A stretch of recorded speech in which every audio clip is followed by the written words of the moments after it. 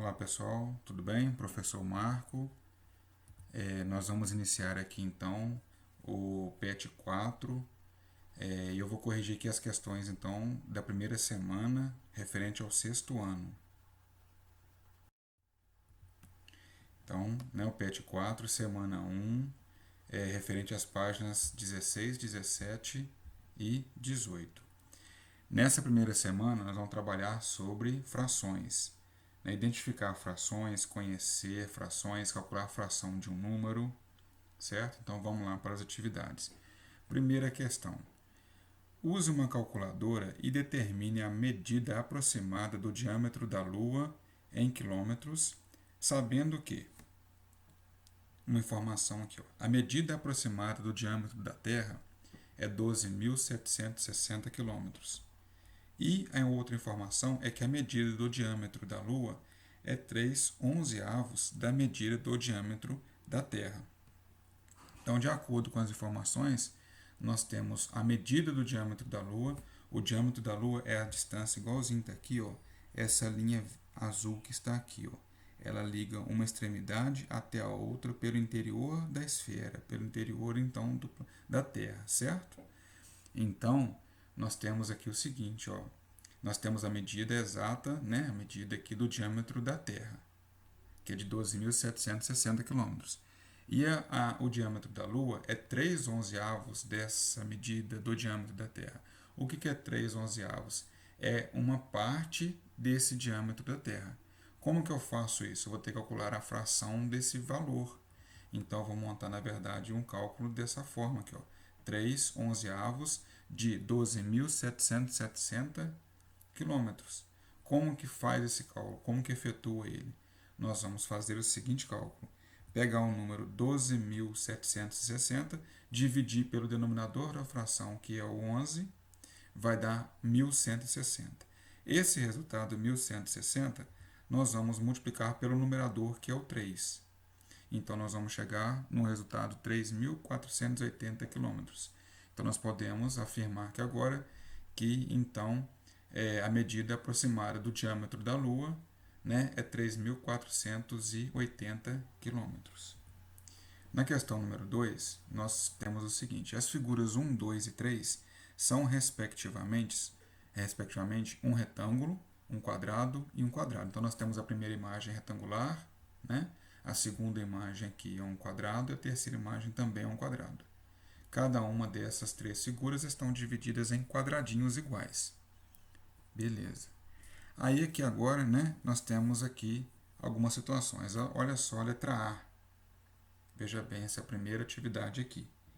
Qual das alternativas abaixo apresenta as frações correspondentes à parte sombreada de cada figura? A parte sombreada é a parte colorida.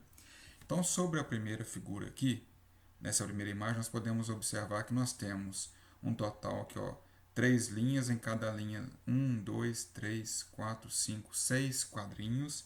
Então, 3 vezes 6, 18. Nós temos um total de 18 quadrinhos, onde um desses quadrinhos está colorido. Então, a fração aqui é 1/18.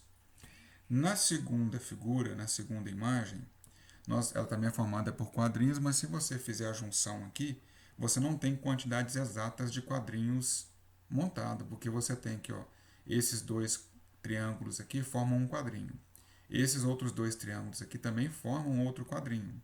Então, nós já temos 2 quadrinhos. Tem esse quadrinho aqui em cima também, só que nós temos a metade de um quadrinho. Então, como a gente vai trabalhar, estamos trabalhando com frações, as frações têm que ser mediante desenhos repartidos de mesmo tamanho. Então, aqui eu não vou trabalhar com os quadrinhos. Eu vou trabalhar com a ideia de que cada quadrinho vai ser dividido ao meio e vai gerar 2 triângulos. Então, qual que é o total de quadrinhos que nós temos nessa imagem? Nós temos aqui um total de 9 quadrinhos, certo? Cada quadrinho gera 2 triângulos. Então, eu vou formar uma fração mediante ao total de triângulos dessa imagem. Então, eu tenho que contar quantos triângulos eu tenho colorido e o total de triângulos que a figura me apresenta. Ela me apresenta um total de 18 triângulos. E quantos estão coloridos? 1, 2, 3, 4, 5, 6, 7 aqui, ó, porque aqui nós temos um quadrinho colorido que vai gerar dois triângulos. Então, nós temos 7 18avos. São 7 triângulos, num total de 18 dentro dessa figura da imagem número 2.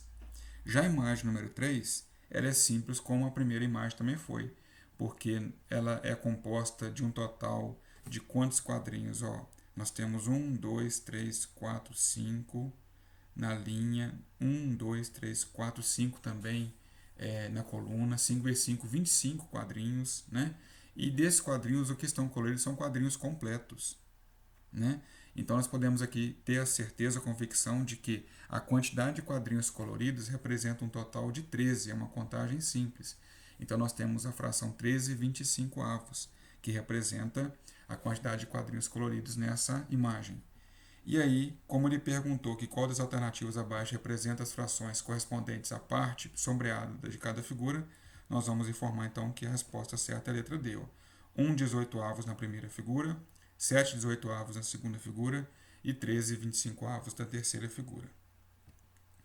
Um outro pedido aqui na letra B. Escreva uma fração que representa a parte não colorida de cada figura acima. Aí nós vamos voltar aqui e é bem simples porque nós vamos interpretar isso mediante essas frações aqui, o que eu posicionei aqui. Ó. Se aqui eu tenho 1 18avos e eu tenho uma colorida, eu tenho quantas sem colorir? Quantas em branco? Eu tenho um total de 17 18avos. Eu vou colocar a quantidade em branco sobre o total de quadrinhos. A figura número 2. Lembrando que são 18 triângulos. Então, se eu tenho 7 triângulos coloridos, eu tenho um total de 11 triângulos em branco, de um total de 18. Já da figura número 3, se eu tenho 13 quadradinhos verdes, né, coloridos, de um total de 25, eu tenho 12 em branco, de um total de 25.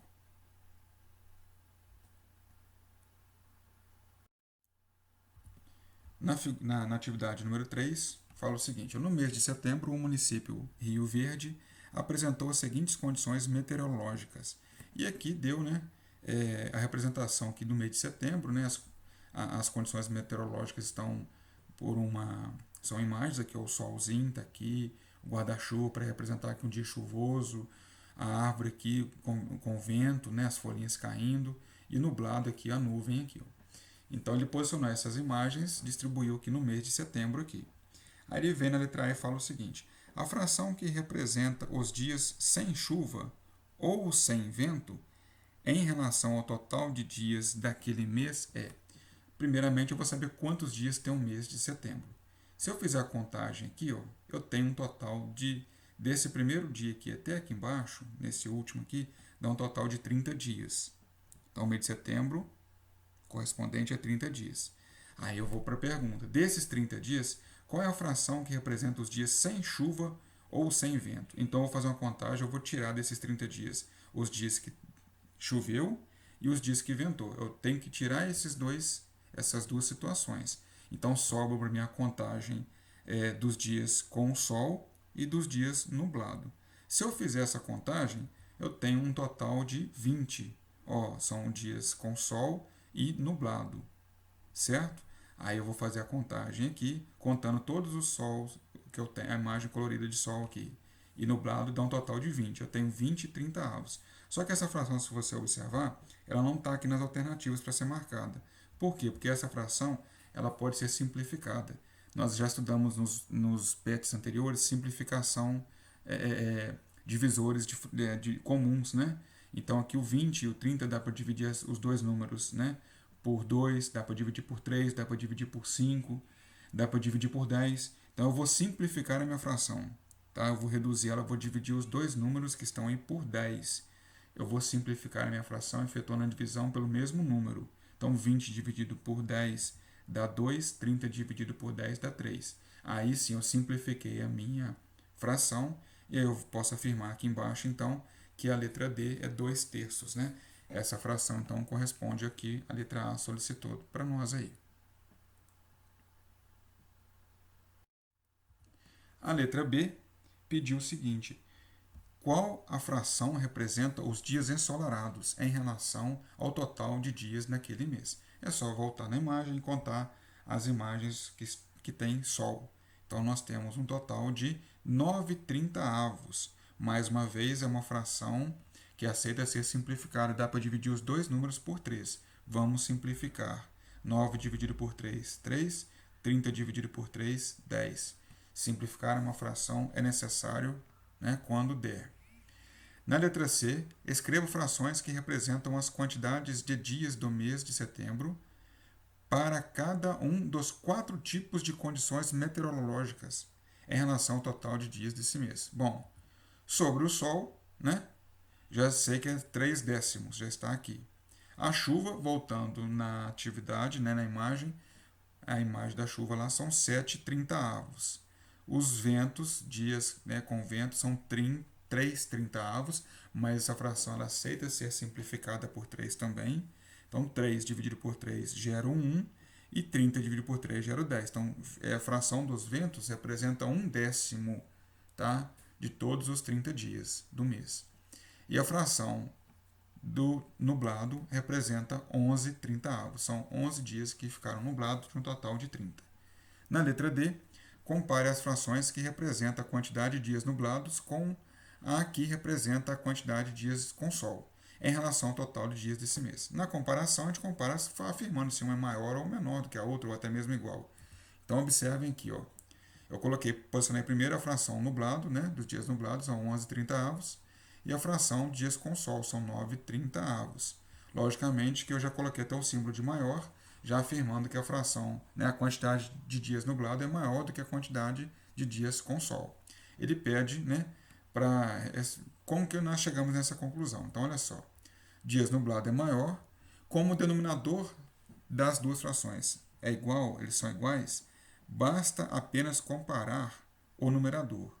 Quando você deve comparar frações que possuem o mesmo denominador, você pode desprezar os denominadores e observar apenas o numerador.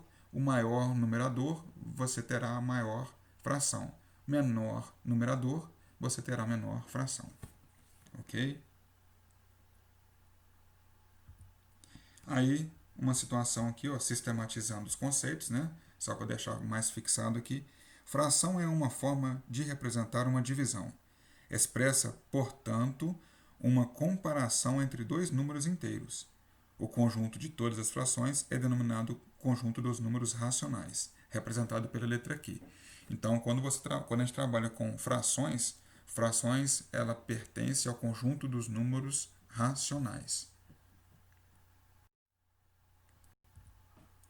A questão aqui número 4, observe os segmentos de retas AB, CD, EF e GH e as relações em destaque. Então, a linha AB, um pedacinho de reta, né? Segmento. CD tem 3 segmentos, aqui, ó. EF tem 4 segmentos e do G até o H tem total de 5. Ele fala aqui que a AB é 1/3 de CD, CD é 3/5 de GH e GH é 5/4 de EF. Ele está comparando as distâncias desses segmentos. Então, olha só que agora, complete as sentenças adequadamente, tornando-as verdadeiras. Observe a letra A aqui, nós temos o seguinte, a medida AB, que é a primeira lá em cima, ela representa o que de EF? AB tem um pedaço, uma reta. EF tem 4. Então, AB representa 1/4 de EF. Na letra B, EF tem 4 pedaços, 4 segmentos. GH tem 5. Então, EF representa 4 dos 5, 4/5 de GH. Certo? A letra C está perguntando, para completar, então, qual segmento é o triplo de qual segmento? O triplo é 3 vezes maior. Então, nós vamos afirmar aqui que o segmento CD, por ele ter 3 pedaços lá em cima, né, 3 segmentos, ele é o triplo de AB. AB é um pedacinho. Então, o CD tem 3 vezes o que o AB tem. Aqui nós temos na letra D o segmento CD comparado ao EF. CD tem 3 segmentos, EF tem 4. Então, CD corresponde a 3/4. Ele representa 3 dos 4 pedaços que o EF possui. Na letra E, GH tem 5 pedaços e CD tem 3 pedaços. Então, GH representa 5 terços, ele tem 5 partes das 3 que o CD possui. Na letra F, 1 terço de qual valor é AB? 1 terço representa 3 vezes menor, né? Então, olha só, 1 terço de CD é igual a B. Se você dividir o CD em 3 partes, você obtém a parte AB, ok? A questão aqui, número 5, fala o seguinte: Pedro e João fizeram uma prova de matemática com 30 questões. Pedro acertou 5 sextos das questões e João errou 3 quintos delas. Nessas condições, é correto afirmar que. Então, nós temos que analisar as alternativas aqui, né, para saber qual está correta. Aí está julgando, né, que a quantidade que Pedro acertou, a quantidade que João acertou, que os dois erraram juntos. Então, para isso, eu vou trabalhar a quantidade de acerto e de erro de cada um deles. Primeiro, eu vou pegar a do Pedro. Olha bem, Pedro, a fração dele é 5 sextos de 30. O que eu vou fazer com 5 sextos de 30? O que a gente faz? Nós vamos pegar o 30, dividir por 6, que é o denominador, vai dar 5, e multiplica pelo numerador, que é 5, dá 25. Então, 5 sextos são questões que Pedro acertou. Então, Pedro acertou 25 questões. Como era um total de 30 questões, ele errou 5 questões. Sobre João errou 3 quintos das questões, que eram 30. Então, eu vou fazer 3 quintos de 30, eu tenho que pegar o 30, dividir por 5, que dá 6, multiplicar por 3, vai dar 18. Aí eu vou afirmar, então, que 3 quintos ele errou, então ele errou 18 questões. Logicamente, como tem um total de 30, se ele errou 18 para chegar em 30, ele acertou 12 questões. Então, agora eu já sei a quantidade de acerto e de erro deles, né? Eu posso afirmar aqui, então, que a alternativa correta é a letra C. Pedro acertou 25 questões, certo? Comparado com as outras alternativas, essa alternativa é a única verdadeira. Sobre a questão número 6, determine quantos carros iniciaram uma corrida de Fórmula 1, sabendo que os 12 carros que completaram todas as voltas representam 2 terços dos que iniciaram a corrida. Esse aqui tem um detalhe diferente na montagem. Observa bem que ele é parecido, mas logicamente não é igual. Ele está perguntando quantos carros iniciaram a corrida. Em uma corrida de Fórmula 1, é comum durante o percurso, durante a corrida, no acontecimento, ter algum problema, alguns carros, e a corrida terminar com um número menor de carros. Começou a corrida com 30 carros, aí termina com 27, aí de repente acontece algum problema, né? Então reduz o número de carros, é muito comum de acontecer. Então, quer dizer, como ele pergunta o número de carros que iniciou a corrida, está faltando saber o que? Essa informação aqui, ó. É o total de carros, até porque eu sei que 12 terminaram. E 12 representa aqui 2 terços do total. Então aqui 2 terços é a fração de uma quantidade de veículos que eu não sei que iniciaram a corrida, mas eu sei que o total que terminaram é 12. Então está faltando o total, o valor máximo aqui de carros que iniciaram a corrida. Como a montagem está faltando esse valor máximo, né? O que eu devo fazer aqui é o seguinte: pegar o meu 12 agora. Normalmente a gente pega o valor maior aqui, divide pelo 3 e multiplica pelo 2. No nosso caso aqui, como está faltando o nosso maior valor, eu vou pegar o 12 e fazer o inverso. Vou dividir pelo 2 aqui em cima e o resultado multiplicar por 3. Tá? Então, 12 dividido por 2, 6 vezes 3, 18. Então, a corrida iniciou com 18 carros. A prova real é que 2 terços de 18 carros, que é o total de veículos que iniciou, é igual a 12, se você fizer a conta para verificar. Agora nós temos sistematizando os conceitos, né, que as frações podem ser classificadas de várias formas. Ó. Frações equivalentes representam a mesma quantidade, frações próprias, o numerador é menor que o denominador, fração imprópria, o numerador é maior ou igual ao denominador, frações aparentes, o numerador é múltiplo do denominador, portanto é um número inteiro, fração mista formada por uma parte inteira e outra fracionária. Então são situações que podemos classificar dentro das frações. Tá? Nós temos uma atividade aqui agora para finalizar, que é a atividade número 7, considerando que A, B e C indiquem as medidas dos volumes dos sólidos geométricos indicados nos desenhos e que os três sólidos foram formados por bloquinhos idênticos, complete as afirmações. A primeira imagem é um bloquinho, a imagem A tem um bloquinho. A imagem B são três bloquinhos, são cor diferente, mas do mesmo tamanho. A imagem C é cor diferente, mas é o mesmo tamanho do bloquinho. Só que quantos bloquinhos tem na imagem C? Nós vamos observar aqui, fazer uma contagem direitinho, nós vamos ter aqui 8 bloquinhos na imagem C, 3 na imagem B e 1 apenas na imagem A. Então, na letra A, nós vamos para completar essas afirmações aqui.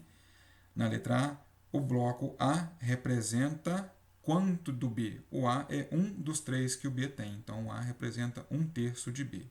Na letra B, o bloco A representa quanto de C? Se o A é 1, o C é 8, o A representa 1 dos 8, 1/8 dos blocos C.